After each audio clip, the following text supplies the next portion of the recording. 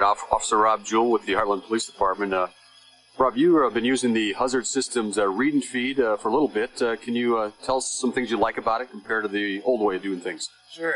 I'm a big fan of the system. It actually allows you to scan the driver's license in a safe location so you can keep your eyes on the vehicle ahead of you. It's nice. It has a number of features like the recall feature, which allows you to recall a previous license that you just ran if you needed the information after the stop and you've already released the driver. Okay. Do you find that it populates the fields in e-time or Spillman or whatever you're using quite quickly as compared to the old way? It's almost instantaneous as opposed to typing it manually. A lot of times you're typing it in, you're just using one hand in the first place. It takes you a while. So it's almost immediately populates it and actually sends it in, so you don't even have to hit enter. It just does it all on its own. Awesome.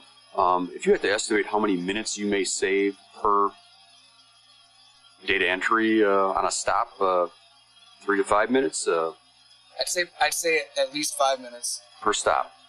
Wow. And I think last year, I mean, I understand that you wouldn't use this every stop, but maybe 30% of the stops, I believe, and I think Hartland did like 3,000 last year, so that's quite a few minutes over the course of the year. Absolutely.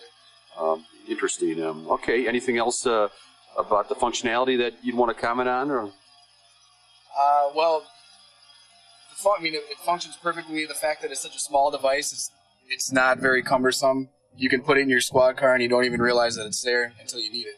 All right.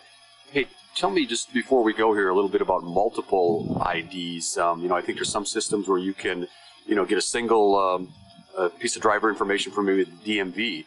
But in a case where you might have, say, 4 people in the car and you want to check IDs on all of them, is this going to be, pretty helpful? It'll be a huge time saver, as opposed to entering 4 people manually, which could take you probably, I'm not sure, maybe 5-10 minutes. Mm-hmm. You can scan each one individually, and it just automatically populates and runs them.